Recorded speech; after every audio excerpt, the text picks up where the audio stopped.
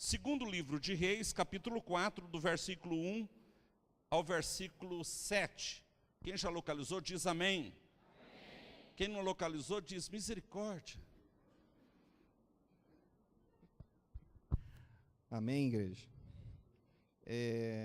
Certa mulher que era viúva de um dos membros de um grupo de profetas, foi falar com Eliseu e disse: o meu marido morreu. Como o senhor sabe? Ele era um homem que temia a Deus, o Senhor. Mas agora um homem a quem ele devia dinheiro veio para levar os meus 2 filhos e fim de serem escravos como pagamento da dívida. Eliseu perguntou: o que posso fazer por você? Diga, o que é que você tem em casa? Não tenho nada, a não ser um jarro pequeno de azeite, respondeu a mulher. Eliseu disse: vá pedir que os seus vizinhos lhe emprestem muitas vasilhas vazias. Depois você e os seus filhos entrem em casa, fechem a porta e comecem a derramar azeite nas vasilhas. E vão pondo de lado as que forem ficando cheias. Então a mulher foi para casa com os filhos, fechou a porta, pegou o pequeno jarro de azeite e começou a derramar o azeite nas vasilhas, conforme os seus filhos iam trazendo. Quando todas as vasilhas estavam cheias, ela perguntou se havia mais alguma. Essa foi a última, respondeu um dos filhos. Então o azeite parou de correr. Ela foi e contou ao profeta Eliseu. Aí ele disse: venda o azeite e pague todas as suas dívidas. Ainda vai sobrar dinheiro para você e os seus filhos irem vivendo. Senhor, nós pedimos a Tua graça, pedimos que o Senhor traga revelação sobre o texto e fale conosco, no nome de Jesus. Amém. Antes de você sentar, diga para alguém que está perto de você: esta é uma palavra tremenda e tem a ver com você. Fica atento. Assentai-vos.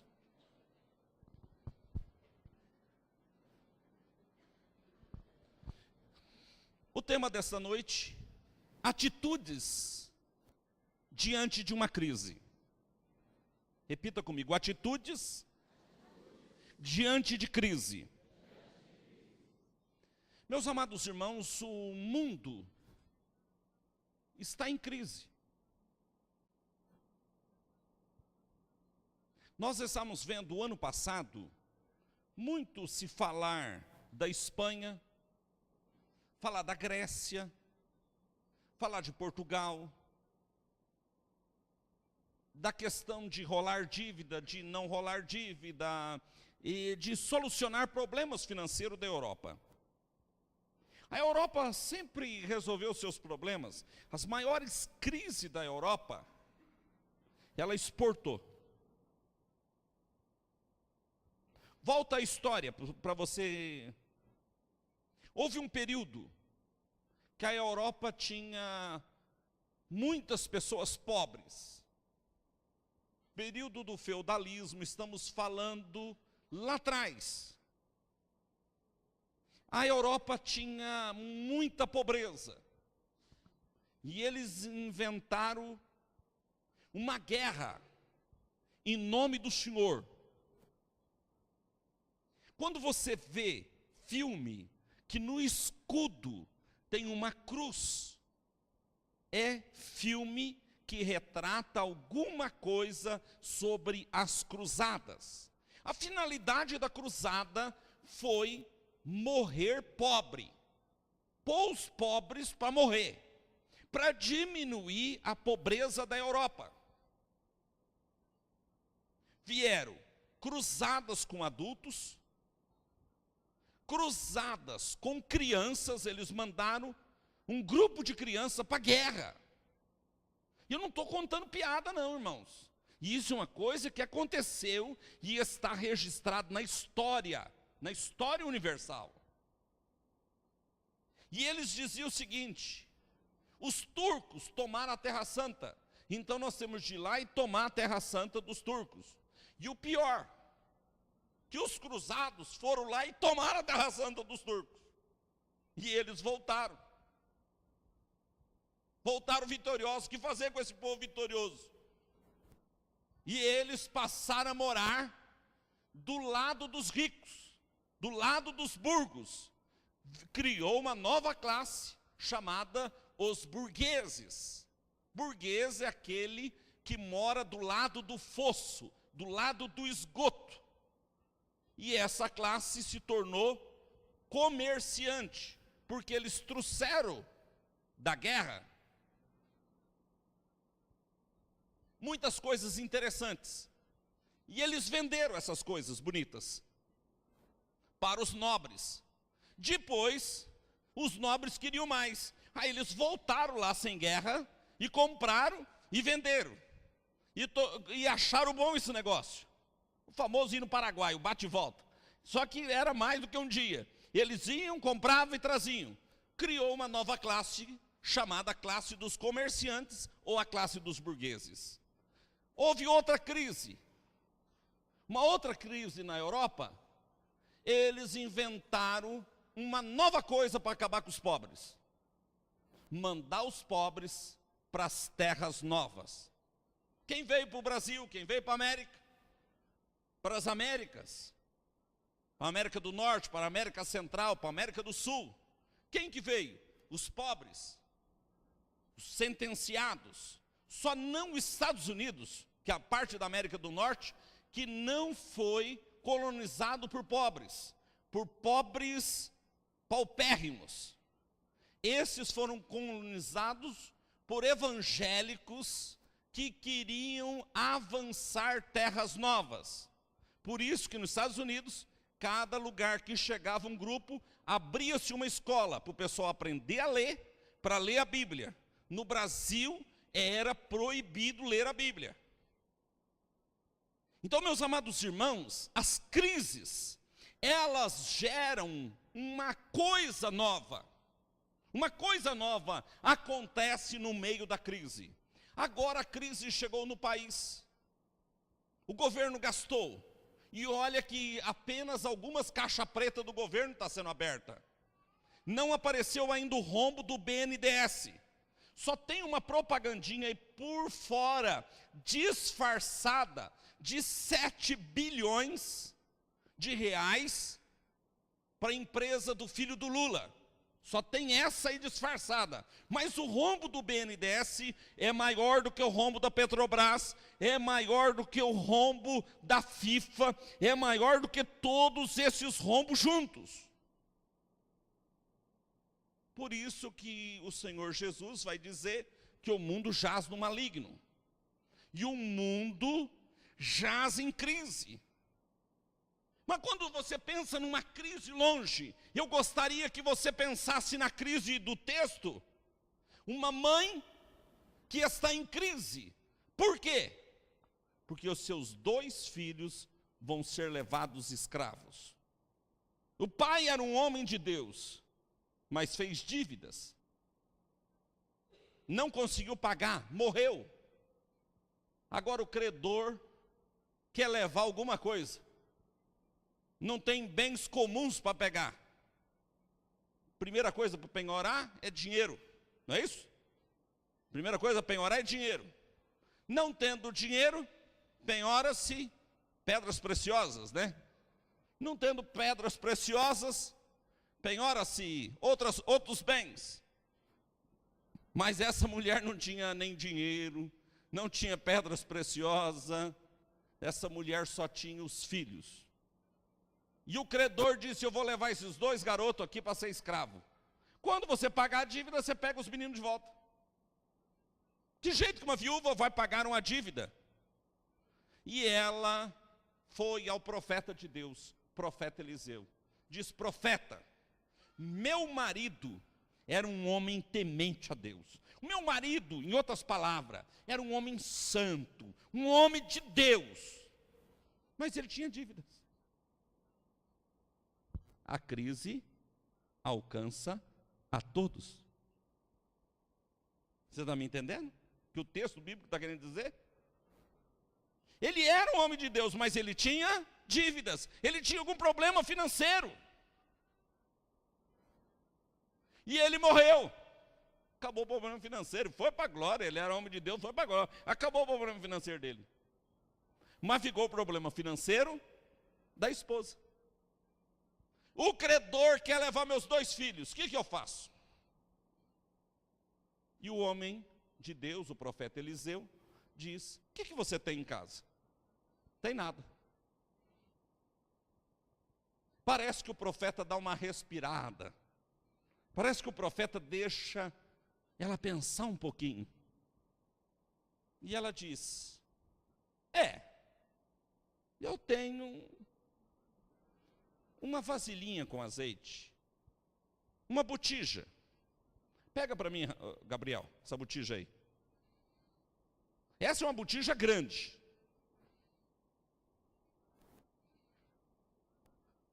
A botija é mais ou menos um trocinho assim. Mas não tão grande, porque as mulheres não deixavam perto do fogão uma botija tão grande assim. Era uma botija, no máximo 1 litro. E normalmente, quando a pessoa já está em crise, irmãos, nunca as coisas vasilhas estão cheias. Você já percebeu que quando está em crise, nunca está assim, as coisas derramando? Está sempre da metade para baixo. Ou só eu que já passei crise? Se você já passou crise, você sabe do que eu estou falando. As coisas nunca estão transbordando no tempo de crise. Elas estão da metade para baixo. Não é assim? Então, meus amados irmãos, ela disse: eu tenho lá uma botija. Eu tenho uma botija lá com azeite. Ela não citou a botija. Tem nada. O que é uma botija? E, meus amados irmãos, quando se está em crise, quando o que se tem é apenas uma lata de azeite, você já imaginou o que é essa crise que essa mulher está vivendo? O que você tem em casa? Ah, não tinha arroz, não tinha feijão, não tinha trigo, não tinha nada, ela tinha azeite. Para que serve o azeite sozinho, irmãos? Não serve para mais nada. Azeite é bom na salada, você pode pôr arroz, o azeite você pode pôr a carne, na carne você pode pôr azeite você pode pôr em tudo, mas tenta ficar tomando azeite puro. Azeite é uma delícia, virgem, extra virgem, que não sei o que, beleza, é uma delícia azeite, mas tem de ter alguma coisa para você pôr azeite. Pode ser num quibe, mas tem que ter o quibe. Mas ela não tinha nada. Ela não tinha nada em casa. Então é sobre esta crise que eu gostaria de falar com você. Atitudes diante das crises. Em primeiro lugar, o que fazer nessa atitude então? Qual a nossa atitude? Essa mulher foi ao homem de Deus. Diga comigo. Uma das atitudes? Ir ao homem de Deus. Ela foi à liderança, ao líder dela, ela foi ao líder de célula, ela foi ao pastor, ela foi ao bispo, ela foi ao apóstolo, ela foi na pessoa que ela tinha como homem de Deus para a vida dela. A pessoa que ela mirava assim, aquela pessoa é o homem de Deus para a hora da minha crise resolver. Você tem de ter isso em mente. Quem é a pessoa que na hora da crise eu vou receber uma oração? Que na hora da crise vai ter uma palavra para mim?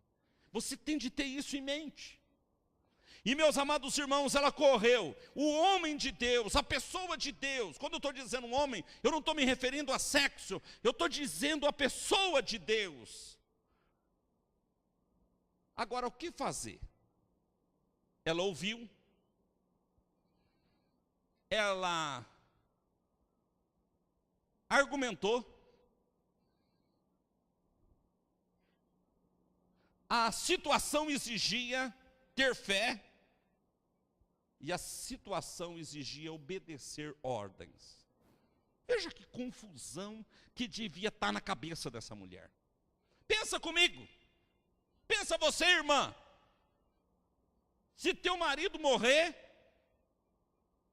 e largar uma dívida. Eu não sei o conceito da época, quanto valia esses 2 garotos. Eu não sei quanto alguém pode avaliar o filho do outro. Mas já pensou uma crise? Talvez você veio aqui nessa noite e você está achando que a tua crise é muito difícil. Olha para a crise dessa mulher. Morre o marido. 2 coisas que ficou de bom desse marido. Os 2 filhos. Agora o credor quer tomar os 2 filhos.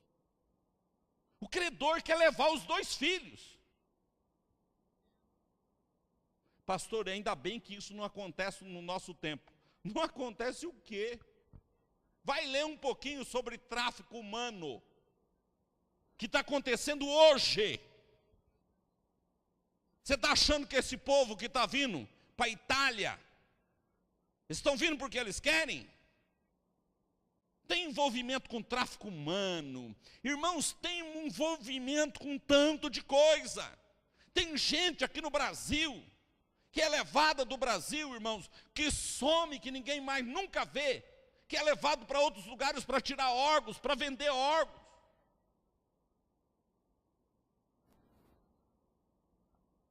Esta mãe, ela estava perdendo os 2 filhos. Isso é crise. Isso é crise. Isso é dificuldade. Mas ela vai ao homem de Deus. Essa mulher está até meio zonza. Essa mulher, irmãos, a crise bateu muito forte. Talvez a pessoa reclama diante de Deus, porque a conta ficou descoberta. Reclama diante de Deus porque tem um título a pagar e não consegue.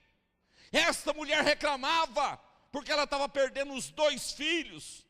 E ela não estava perdendo os 2 filhos porque ela era uma péssima mãe.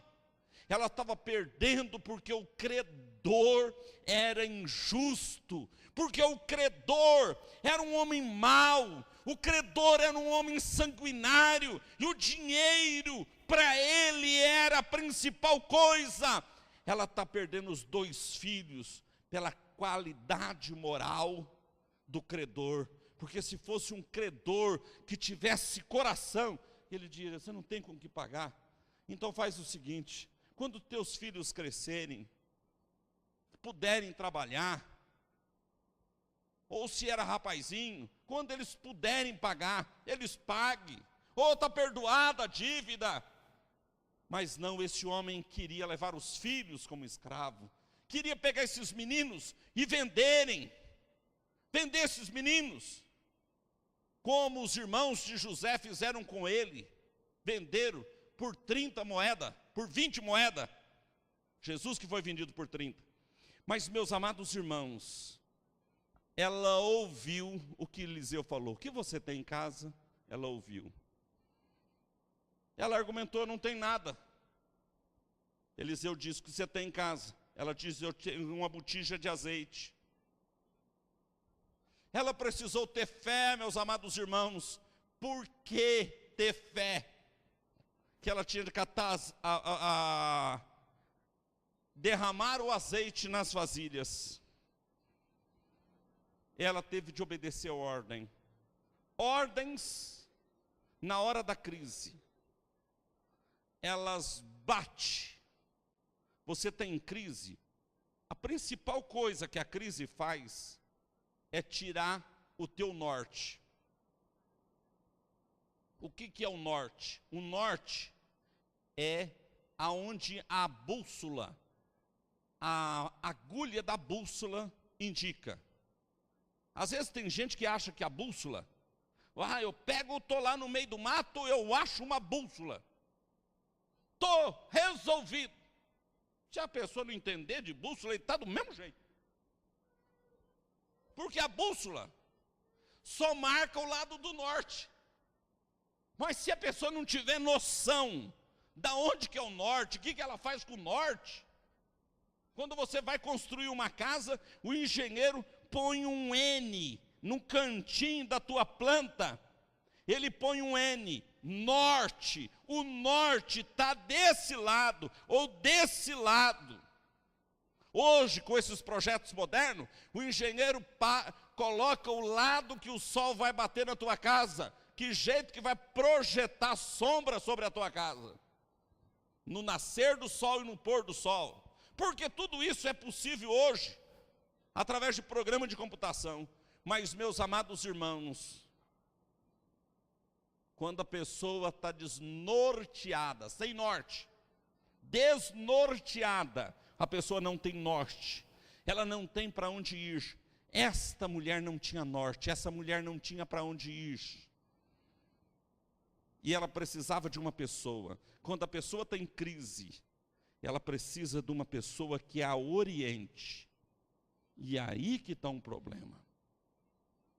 A pessoa não quer perder os seus controles, os seus paradigmas. A pessoa tem não, é assim que eu estou fazendo. É assim que eu estou fazendo. Você está fazendo desse jeito e está indo para o buraco. Eu lembro uma palestra de um homem sobre dinheiro, e ele disse o seguinte, que ele havia acabado de tirar um jato novo, e ele estava passando próximo à cidade do irmão dele. E ele ligou de dentro do jato novo, ele ligou para o irmão dele e disse: meu irmão, eu estou passando perto da tua cidade, vá no aeroporto tal, e eu quero te dar um abraço, e eu quero poder te ajudar.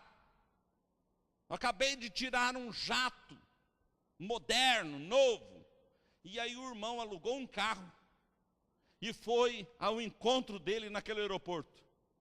Aí ele chegou lá e disse: meu irmão, como estão as tuas finanças? E o irmão disse: a minha situação está ruim, é assim, nada dá certo. E ele falou: comece a fazer tudo diferente.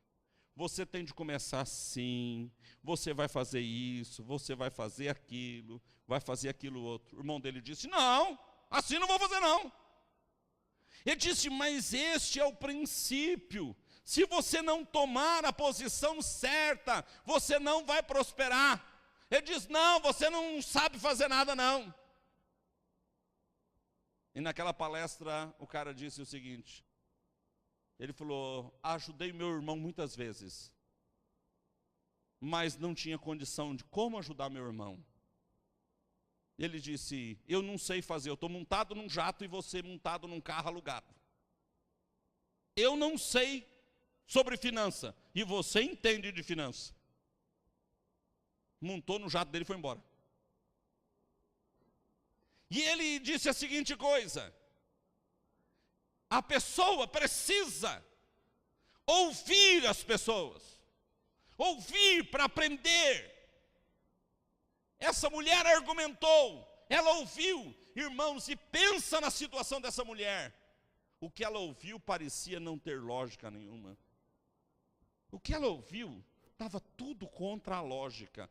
Vai, pega tuas crianças, pega vasilhas emprestadas, derrama azeite. Irmãos, precisou ter fé. Muita fé. Segundo lugar, perguntas que intrigam. Perguntas que intrigam. No meio da crise, há algumas perguntas que têm de ser feitas. E essa mulher, ela vem para Eliseu e diz: eu vou lá e ele vai resolver. Ela estava pensando em Eliseu. Como? O homem que curou Naamã. Como? O homem que transformou a água do poço. Ela estava pensando que Eliseu ia dizer o seguinte: homem, não leva mais os filhos dela, tá resolvido. O Eliseu pergunta: o que você tem em casa? Eliseu traz uma pergunta de volta para ela. O que você tem em casa? A solução está dentro da tua casa. A solução está perto de você. Ela não estava pensando numa solução perto dela. Na casa dela, na cabeça dela, não tinha uma solução. Na minha casa não tem solução. Na minha casa não tem como resolver o problema. Nas maiores crises, Deus te dá uma ideia. Uma ideia inspiradora. Uma ideia inspiradora. Uma ideia inspiradora te tira de qualquer crise. Uma ideia vale mais do que muitos dias trabalhados. Uma ideia. Uma ideia. Você quer ver? Olha na Bíblia. Gideão, ele com 300. Não foi Deus que mandou Gideão, disse: Gideão, quebra os cântaros, leva cântaro vazio, quebra, põe tocha dentro, toca a trombeta. Deus não falou isso não. Essa ideia quem teve foi Gideão. Depois lá na tua casa, não vai olhar agora não, mas lá na tua casa você olha o texto. A ideia quem teve foi Gideão. No meio da crise Deus te dá uma ideia. A crise é fantástica, porque Deus te dá uma ideia. Deus te dá um negócio inspirado. Um negócio inspirado. E isso tira a pessoa. Isso tira a pessoa. Isso é fantástico, meus amados irmãos. Às vezes você está olhando, você não consegue enxergar a solução, porque você fica olhando só para o teu umbigo. Você fica olhando só para você. E você fica achando: tadinho, eu sou um coitado, eu sou uma coitada. Ah, não tem solução para mim. Mas quando você começa a olhar para Deus, quando você começa a pedir para Deus, quando você começa a dizer: Deus, olha o argumento dessa mulher: o meu marido era servo do Senhor, o meu marido servia a Deus. Esta mulher tem um argumento forte, meus amados. Vá para Deus e fale com Deus: Deus, eu te sirvo. Deus, eu sou dizimista, Senhor. Eu sou ofertante, Senhor. Me traga uma revelação para me mudar as coisas, para me mudar. Isso é que muda. Isso é que muda. Uma ideia. Não adianta você levantar 4 da manhã e dormir meia-noite, trabalhando, trabalhando, trabalhando, trabalhando, trabalhando. Uma ideia te tira de uma situação. Gideão disse: espera aí, pega os cântaros, cântaro vazio, põe a tocha dentro do cântaro, cerca a montanha, cercaram a montanha. Ele disse: a hora que eu tocar a trombeta, vocês quebram os cântaros e apaga as tochas, troca as trombetas, todos toquem trombeta. Meus amados irmãos, aquilo fez um barulho estrondoso. Quebraram os cântaros. Quem está dormindo acorda com barulho de coisa quebrada? E olhou lá e viu o povo em cima da montanha. Quando apagou, imaginou: esse barulho de coisa quebrada é o povo descendo a montanha. É o barulho de pedra rolando. A ideia quem teve? Um homem que estava em crise, que precisava ganhar uma batalha. Precisava. Quando é que a pessoa usa essa maior capacidade? Quando ela precisa pensar. Quando ela precisa de uma solução, ela entra em oração, ela vai para a madrugada, ela vai para o jejum, ela ora, ela jejua, ela entra em madrugada, ela emenda jejum com jejum, e ela diz: Senhor, Senhor, Senhor, eu quero uma solução, Senhor, eu quero uma solução. Quantas vezes eu precisei fazer isso? Quantas vezes eu precisei emendar um dia após o outro em jejum? Porque eu precisava de uma solução. E a solução precisava sair.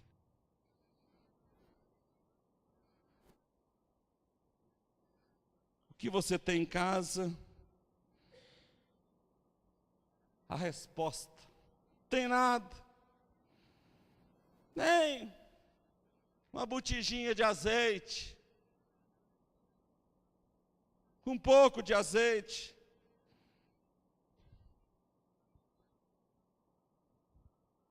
Ela estava tão desanimada, que quando ela foi pedir vasilhas emprestadas, o profeta mandou ela pedir muita. Nem muita vasilha ela pediu, que logo acabou as vasilhas. Ela disse: traga mais. A hora que ela animou, a fé animou, ela diga: traz mais vasilha. O filho disse: acabou as vasilhas vazias, mãe. O azeite cortou. Se ela tivesse mais 10 tambores de 200 litros, enchia os 10 tambores de 200 litros. E ela ia viver um vidão. Ela vivia uma vidinha. Deus está querendo que você tenha alguma coisa diferente. Deus está querendo que você seja inconformado. Que você mude a tua situação. Que você não se conforme, que você queira mais de Deus. Eu já vi muita gente citar o Salmo: não ando procurando grandes coisas, fiz calar o meu coração, me acontento com pouco. Mentira! Cita o Salmo de boca para fora.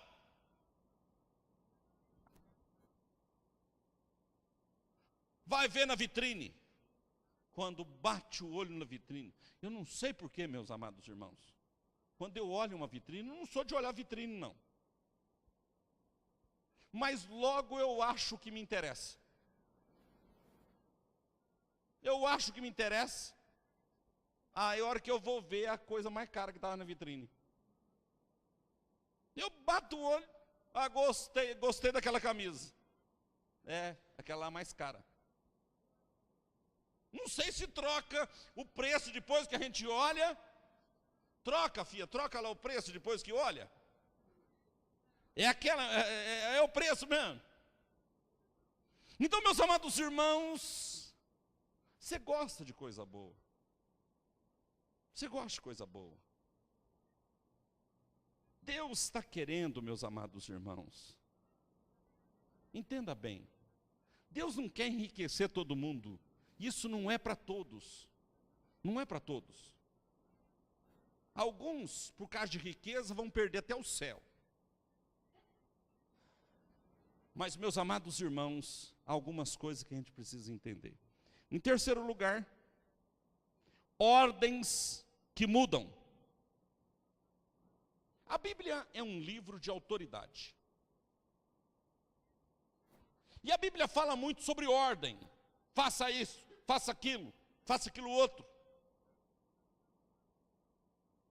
Josué, filho de Num, ele, desde novo, ele aprendeu a obedecer ordem. E ele foi para o deserto, e um dos textos bíblicos ele diz que ele ficava na tenda de Moisés. Moisés foi príncipe no Egito, aprendeu da ordem, barbaridade. E meus amados irmãos, só vi um lugar que tem mais ordem do que num palácio. seminário. Eu cheguei no seminário, meio sossegado. Em 1979 eu cheguei no seminário em Cianorte, Paraná, Instituto Bíblico. Aí já me falaram, olha, você vai ficar nesse quarto. O chefe do quarto é fulano de tal. Falei, chefe de quarto? Eu nunca tinha ouvido falar que quarto tinha chefe. A gente morava em 4. Tinha um que era chefe do quarto. Aí, apresentação dos alunos novos, tal. Todo mundo tinha de estar de terno. Beleza, vamos lá. Aí divide as turmas por tribos. Eu falei, por tribos? Parece que a minha turma, a primeira turma foi Rubem. Então divide por tribo. Então tinha gente do 4º ano, do 3º ano, do 2º ano, e nós que éramos do 1º. Fulano de tal é chefe. Falei, chefe? Outro chefe? Outro chefe. E o chefe era alguém do 4º ano. Chefe de novo. Aí, beleza. Então você tinha de obedecer a ordem do chefe do quarto, ordem agora do chefe do grupo. E o chefe do grupo já veio à primeira reunião, disse, tem um dia da semana que nós vamos jejuar. Sim, senhor. Então nós vamos jejuar. Ele disse, ó, esse dia, querendo ou não querendo, esse é dia de jejum do grupo. Tá bom? Esse dia do jejum do grupo. Nós vamos jejuar nesse dia. Beleza. Chegou na sala de aula, chefe da sala de aula. Na hora de trabalhar tinha um chefe de serviço. E depois eu descobri que tinha um chefe do alojamento. Chefe do refeitório. Chefe dos copeiros. Irmãos, eu nunca vi um lugar para ter tanto chefe. Prefeitura tem igual. Mas, meus amados irmãos, como eu nunca fui funcionário público, nem muito menos funcionário da Prefeitura de Jales, então, o meu lugar, o maior exemplo meu de chefe é no seminário. E eu fui aprender a obedecer ordem. No quarto, aí o chefe já chegou e disse, olha, para os novatos, ó, primeira semana é tua, de limpar o quarto. Falei, como que é o negócio? Ó, limpar o quarto, você tem de varrer todo dia o quarto. E no final de semana tem de encerar o quarto. Encerar esse taco aí? É, encerar e depois passar escovão. Aquele velho escovãozinho velho, com uma brusa velha que você passava, até ficar brilhando. Então, quando o guarda tocava o sinal, você tinha de pular mais cedo, varrer o quarto, e depois fazer a sua higiene, porque a hora que tocava o último sinal, você já tinha de estar lendo a Bíblia. Você já tinha de estar no a sós com Deus, senão o chefe te pegava. Meus amados, você vai aprendendo a lidar e aprendendo a obedecer. Eu passei, virei chefe de quarto, fui chefe de alojamento, fui chefe de serviço. Chefe de serviço foi minha última chefia. E aí, quando eu estava lá, já mandava em quase todo mundo, porque eu era chefe de geral. No 4º ano de seminário, eu falei com o meu diretor, falei, olha, recebi convite para tal igreja, para tal igreja, para tal igreja. E eu não sei para onde ir. Ele disse, Renato, não vai para nenhuma dessas que você recebeu o convite. Você volta para a tua região e obedece. Para onde mandar você, você vai lá obedientinho e Deus vai te abençoar. Eu falei, diretor, na minha região, uma igreja mais ou menos que tinha, já pegaram. Só tem uma igreja falida, fechada. Se eu for para a minha região, já me falaram que é para lá que vão me mandar. E eu tenho convite para a primeira de Campo Grande. Eu tenho um convite para ser auxiliar do presidente da igreja, na 1ª de Assis.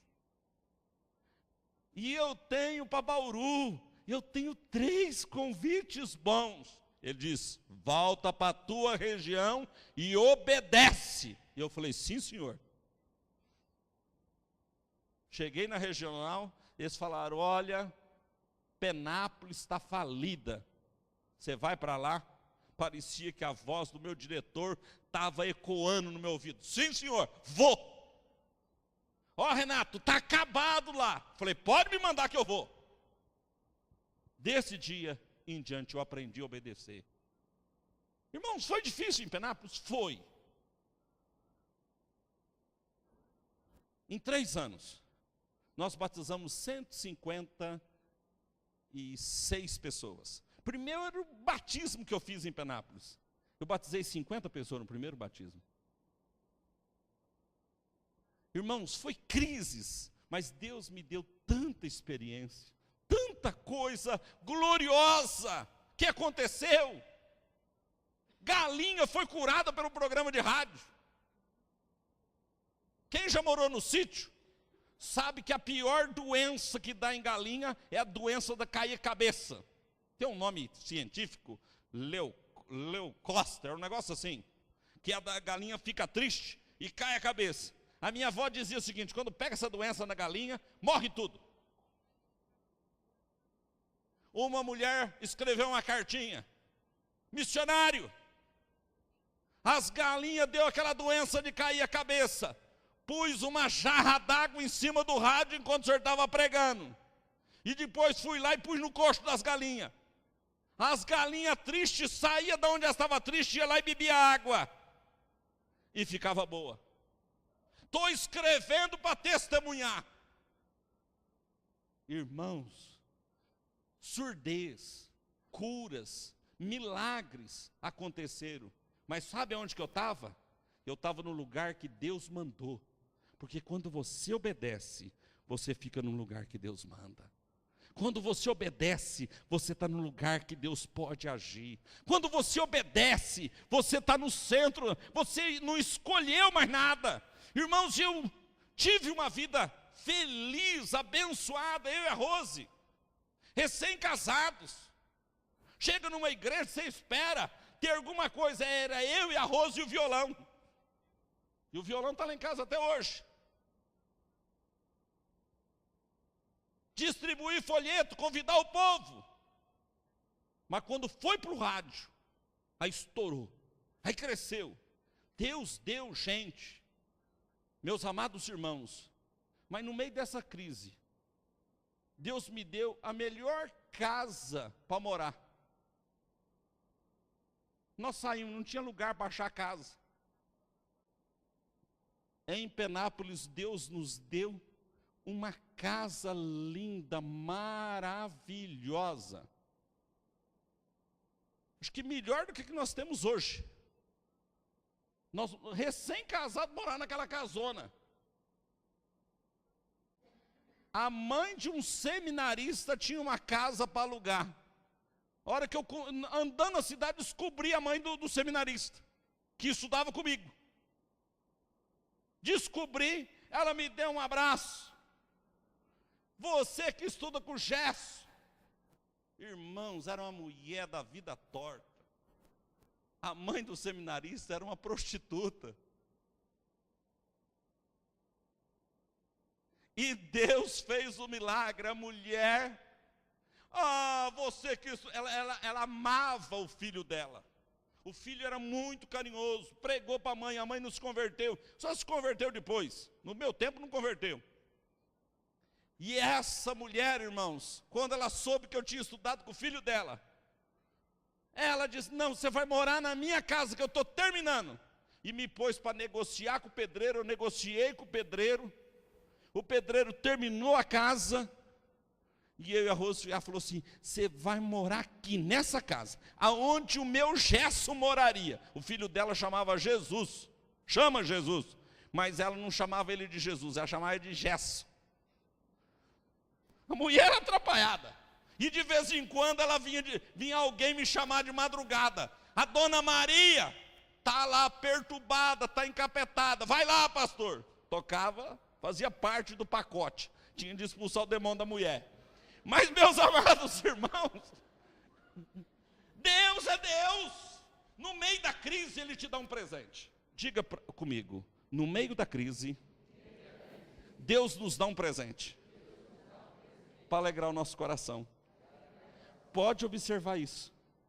Quem já passou por crise profunda, sabe disso, que de vez em quando, Deus põe assim uma cerejinha no meio do teu bolo. Para animar você, para a tua fé não desmorecer, para que a tua fé resista. Você está me entendendo? Então a tua fé vai resistir, mas você tem de aprender a obedecer ordem, que a Bíblia é um livro de ordem. E Josué, meus amados irmãos, conviveu com Moisés e aprendeu a obedecer ordem. Quando ele vai comandar a guerra, ele olha para o sol, não vai dar tempo. Ele olha a lua está começando a aparecer. Ele diz, sol, para aí! Vira para o outro lado, lua, para aí! E eu tenho de ganhar essa guerra. Irmãos, enquanto ele não deu ordem, o sol não se moveu, a lua não se moveu. Pastor, não é o sol que se move, é a terra. Irmãos, no entendimento dele, ele sabia que o sol não podia se pôr. Parou tudo. Ele aprendeu a obedecer ordem. Quem aprende a obedecer ordem, aprende a dar ordem. Aprende. Aprende, entra no mundo espiritual e diz, isso vai acontecer assim, assim, assim, assim, assim. Só quem se submeteu à ordem, aprende a dar ordem. Foi muito sujeito à ordem, aí vai dizer aos capetas, sai daí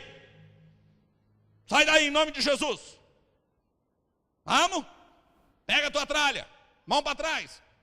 Então, meus amados irmãos, você tem de aprender, você tem de estar no reino do Espírito, e você tem de aprender. Gente que nunca obedece ordem. Agora, ordem não é assim obedecer do jeito que você quer. Ordem tem coisas. Eliseu disse, peça vasilhas emprestadas. Detalhe, não poucas vasilhas. Eliseu pôs a mão na mão de um rei e disse, joga a flecha. E Eliseu disse, essa é a flecha da vitória. Agora, fure a terra. O rei foi lá com uma preguiça. Tuque, tuque, tuque. Eliseu disse, 3 vezes você furou a terra? Você devia ter furado a terra muitas vezes. Você devia ter furado. Agora você vai ganhar a guerra 3 vezes. Depois o teu inimigo vai se apoderar de ti. Deus está querendo que você tenha perspectiva de futuro. O grande problema, meus amados irmãos, Satanás vem e rouba os teus sonhos. Tem sonhos rápidos, imediatos, a curto prazo. Tem sonho a médio prazo e sonho a longo prazo. Sonho, curto prazo, sonho a médio prazo e sonho a longo prazo. Se você sonha em ter um dia no banco, R$1 milhão, esse sonho pode ser a curto prazo, a médio prazo ou a longo prazo. Oi?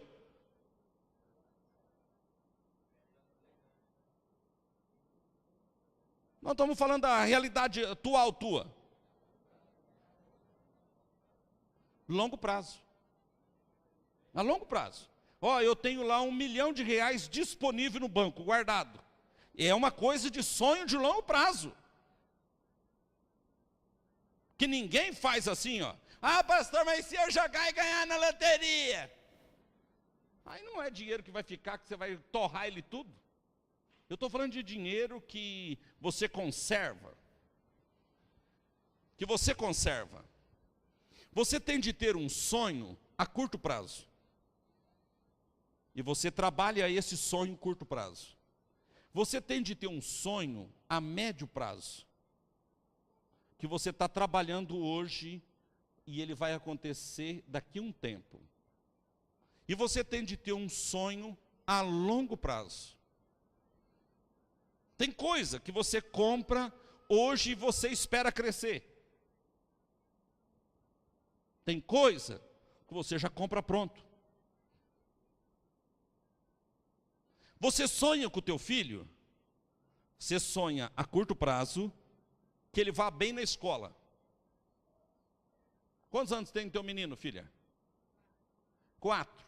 Então, quando ela sonha com o filho dela, que tem 4 anos, ela sonha a curto prazo, que ele vá bem na escola. Qual escola que ela está sonhando?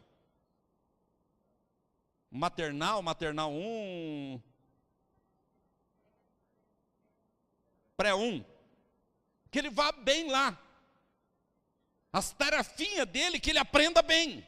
Mas ela vai ter um sonho a médio prazo, que ele consiga passar na faculdade. Que ele consiga entrar numa boa universidade. E que você tenha condição, ou ele passa numa pública, ou que você vai ter condição de pagar a faculdade para ele. Mas ela vai ter um sonho a longo prazo, que ele gere netinhos para ela. E eu estou nessa parte do sonho. Eu estou sonhando com netos. Então, meus amados irmãos, as pessoas têm sonho. A curto prazo, a médio prazo e a longo prazo. E a Bíblia diz o seguinte: abençoarei vocês até a 4ª gerações. Abençoarei os filhos dos vossos filhos.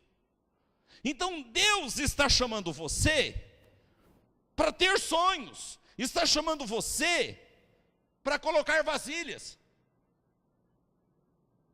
Mas veja só. Eliseu falou com essa mulher: vai lá, peça vasilha emprestada.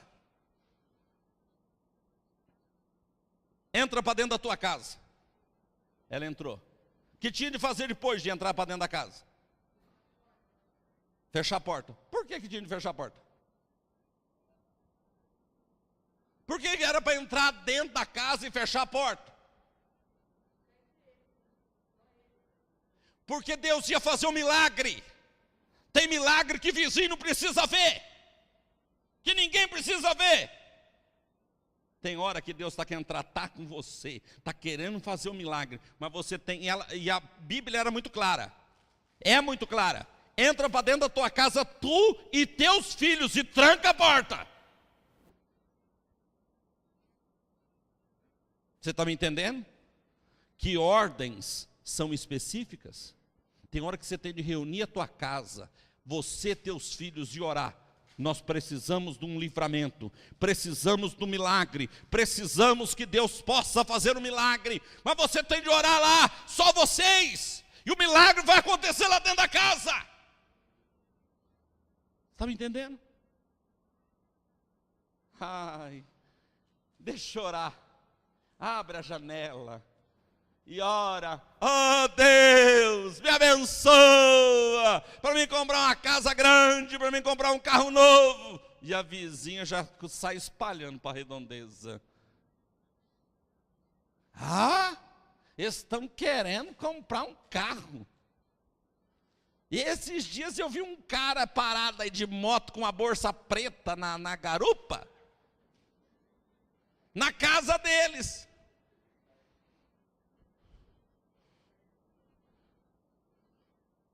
Deve ser cobrador. Então, na casa que o Ronaldo parava, então, o Ronaldo, quando ele fazia vistoria, ele só andava com uma moto e uma bolsa preta. Casa que o Ronaldo parasse, pensava que ele era cobrador, né, Ronaldo? E o Ronaldo só ia na casa das pessoas para fazer seguro, para fazer a vistoria do seguro. Era alguém que estava numa situação até boa. Está com carro e ainda tem seguro. Mas a perspectiva de quem viu um motoqueiro com uma bolsa preta parar na frente da casa, ó, chegou o cobrador aí. Então, na situação do Ronaldo, não era isso. Era uma pessoa que dava bem. Mas, meus amados irmãos, obedeça. Entra para dentro da tua casa. Fecha a porta da tua casa. Deixa ninguém ficar sabendo. Ora pelos teus projetos. Peça vasilhas.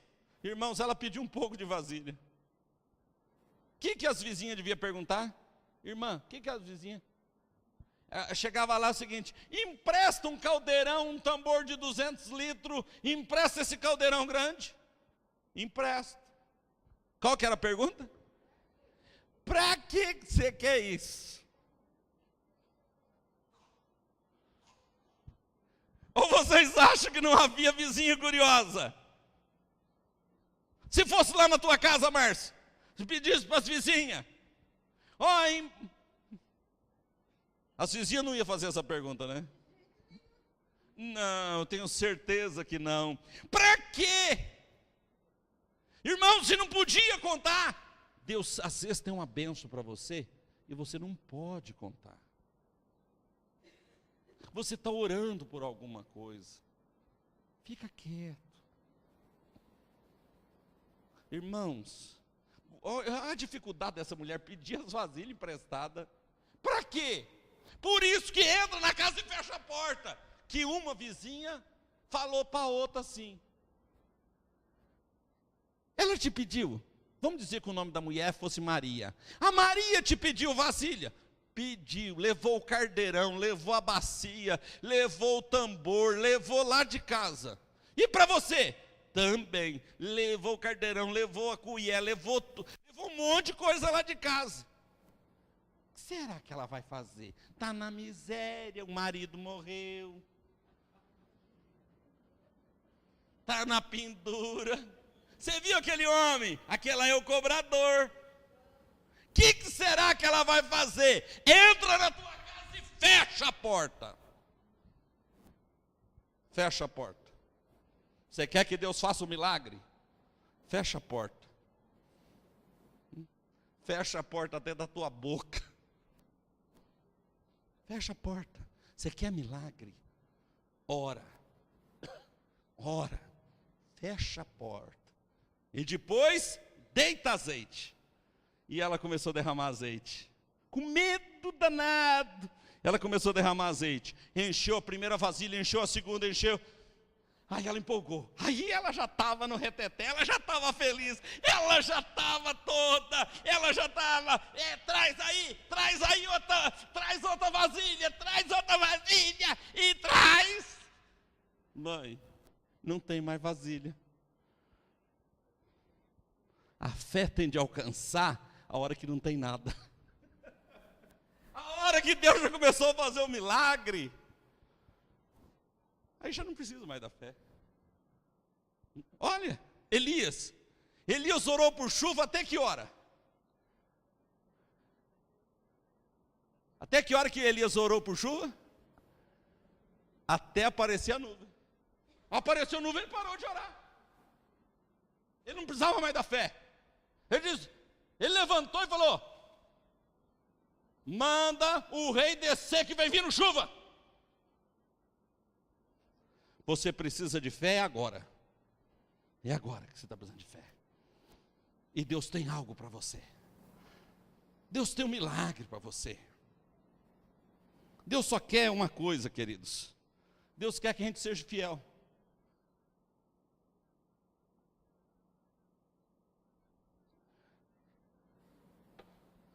Deus quer que a gente seja fiel.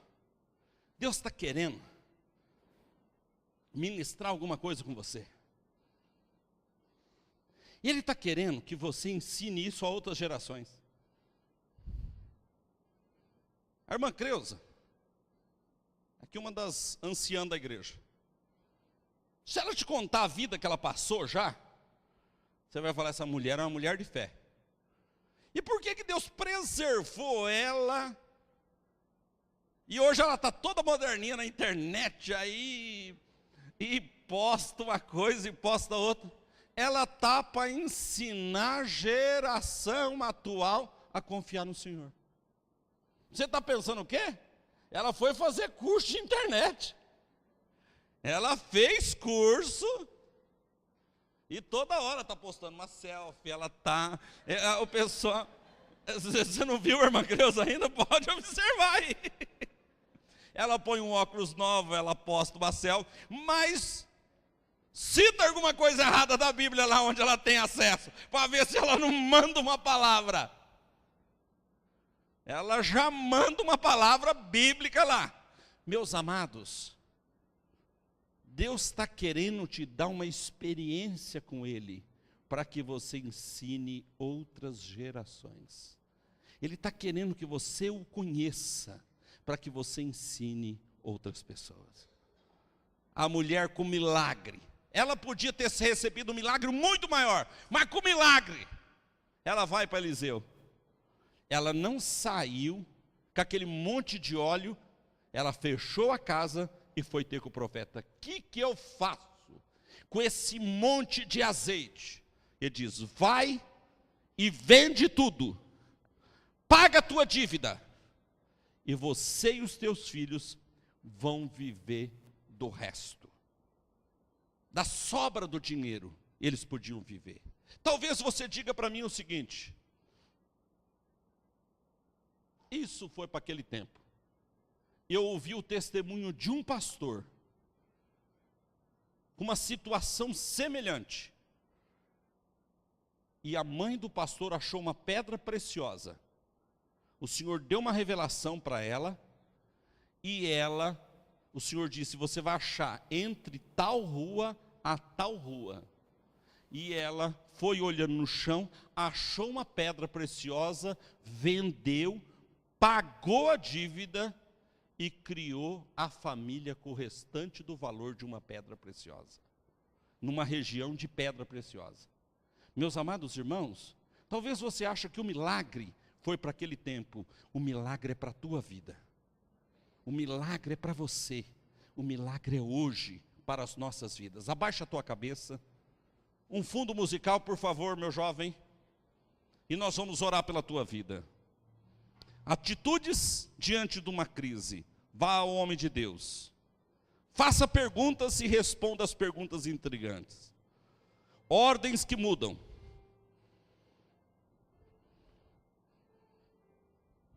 Às vezes as ordens, elas chocam você, mas você tem de aprender a obedecer ordens. Você quer milagre? Obedeça sempre. Os homens de Gideão devem ter ficado intrigados. Por que cântaros sem água? Cântaro só serve para uma coisa, carregar água. E era para levar cântaros vazios. Talvez essa mulher se perguntou quantas vezes, por que eu vou derramar o azeite nas vasilhas? Só vai untar as vasilhas. Mas de repente a fé dela alcançou, ela creu. Eu não importa qual é a crise que você está passando, eu sei uma coisa, Deus está com você. Como o sonho do pequeno Davi que ele contou domingo passado. Não saia do barco, não saia do barco, fique no barco. Deus está querendo te atingir de uma forma especial. Deus está querendo mudar a tua vida, Deus está querendo abençoar você. Eu não sei o que você está passando, eu sei que Deus é contigo. Deus é contigo, confie nele, abra a sua boca, proclame, Senhor Jesus, e eu te peço por todos que estão ouvindo esta palavra, por todos que estão assistindo aqui no culto e aqueles que são atingidos pela internet. Pai, nós pedimos agora uma graça especial. O Senhor mudou a história, a crise desta viúva. E ela teve os filhos restituídos. O Senhor pode mudar a vida do meu irmão e da minha irmã. Quebre todas as dificuldades, todos os problemas. E derrame a tua unção, a tua graça, no nome de Jesus. Amém. Há um Deus que muda tudo. E eu posso dizer isso para você, porque Ele tem mudado a minha história. Ele tem mudado, e eu creio que Ele muda as coisas. E Ele vai mudar a tua história. Eu poderia te dar exemplo de muitas pessoas aqui na igreja que Ele mudou a história. E todos os dias, Ele está mudando a história de alguém. Mas você precisa confiar no Senhor, abandonar o pecado, seguir o Senhor, firmar com Ele. Amém? Terça-feira nós estaremos aqui na igreja com o Tadel. Quarta-feira, as nossas reuniões de célula. Sexta-feira, reunião de oração aqui na igreja com a irmã Zé, o irmão Fernando. Sábado, aliás, quinta-feira, feriado, os jovens estarão lá no Recanto Renovado, reunidos, num dia bem gostoso. Tenho certeza vai ser bom. O jantar do Dia dos Namorados, fale com o Leandro, com a Andréia, com o Júlio, com a Arielle, dê o nome. O Renanzinho, que é uma reunião com as mães dos meninos que dançam no final do culto. 2 moços, por favor, traz o gasofilácio. Nós vamos abençoar agora.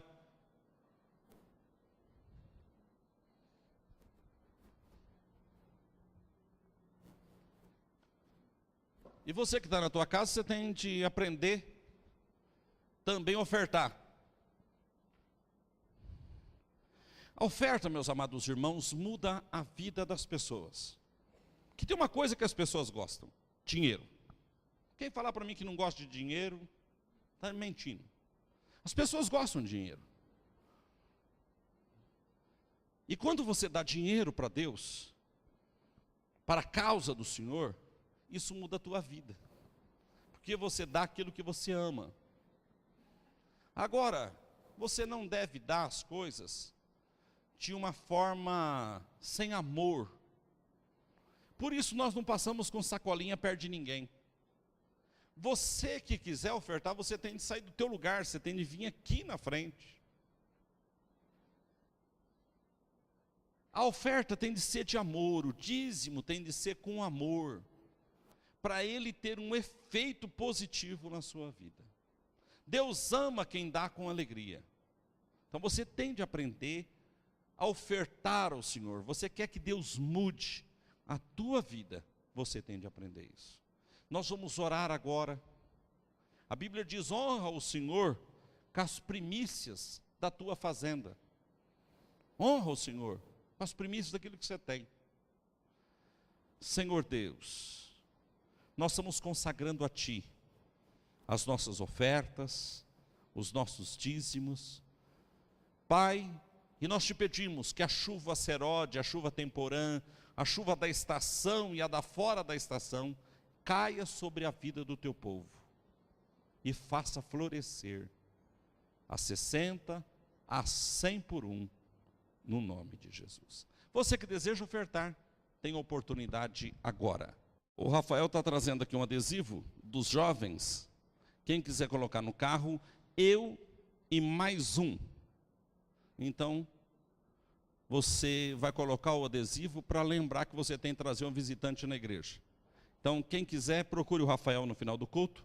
R$2. R$2 e ajuda os jovens nas programações deles. Fizeram esse adesivo para ajudar na programação dos jovens aí. Então, quem quiser comprar o adesivinho dos jovens, eu e mais um. Amém? Irmã Creuza, vem cá dar uma palavra aqui. Vem aqui rapidinho.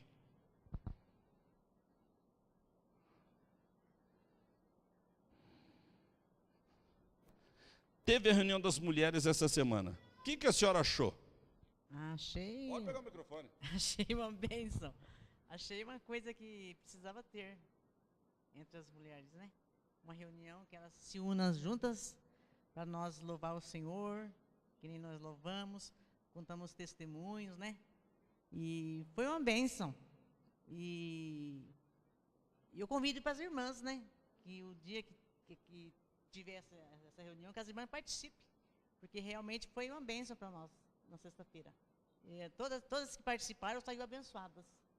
Glória a Deus. E faltava mesmo isso no nosso meio, para que as irmãs se unam, para juntas a gente testemunhar as bênçãos do Senhor e que o Senhor fala conosco também, porque realmente, né, nessas reuniões de mulheres, que eu fui edificada a minha vida. A minha vida foi edificada nas reuniões de mulheres. Glória a Deus. Amém? Então fica aí o apelo da irmã Creuza para as outras mulheres que não estavam e estar na reunião, uma por mês, né, pastora? No próximo mês, essa reunião das mulheres. Fique em pé, por favor, nós vamos orar agora por aqueles que estão enfermos. Você que está em casa, que está enfermo, o moço, é o Lucas que está passando mal?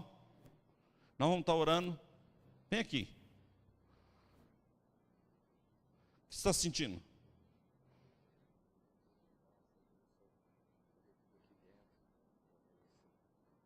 Senhor Jesus, nós estamos repreendendo toda enfermidade, todo mal na vida do Lucas, toda perturbação, todo mal, saia, em nome de Jesus, em nome de Jesus, amém? Perto aí, está doendo mais não? Vai em paz, filho. Pegue na mão do seu irmão, da sua irmã. Nós vamos orar.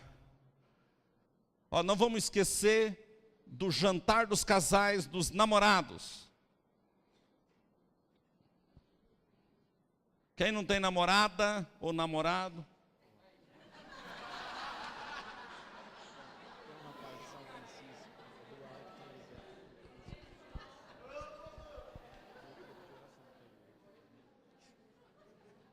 Aí eu fui falar, o Paulo veio pedir para levantar um clamor. Não, para um doente, irmão. Se vocês já pensaram errado. Mas quem quiser orar pelo Paulo, ele está orando, ele está no Salmo 70. Socorre, Senhor, eu estou... Apressa, Senhor, em socorrer-me, né? Salmo 70, acho que é isso, né? Salmo 70, apressa, Senhor, em socorrer-me. Mas o Paulo, estou brincando, mas o Paulo espera em Deus, uma pessoa de Deus. Já apareceram muitas moças, mas ele está esperando uma moça de Deus para casar. Faz ele muito bem. Tem de esperar alguém assim no Senhor. Eu brinco que eu tenho liberdade, então, mas ele está aguardando no Senhor. Deus vai mandar uma moça certa. Em nome de Jesus. Há um moço em São Francisco que está enfermo. Como que é o nome? Eduardo Trevisan. Nós vamos orar por esse moço agora, pedindo o toque do Senhor na vida dele. E vamos orar por todos que estão enfermos, por todos que estão sendo atingidos agora por essa mensagem. Senhor Deus, em nome de Jesus, nós estamos repreendendo todo câncer, todo mal, todo ataque maligno na vida do Eduardo Trevisan, mas não só nele, em todas as pessoas que estão com dores, estão com problemas, estão passando por lutas. Nós repreendemos o mal agora e declaramos a bênção, solução, em nome de Jesus. Amém. Que Deus te abençoe. Está encerrado, dá um abraço, um beijo no teu irmão, declare uma semana de vitória.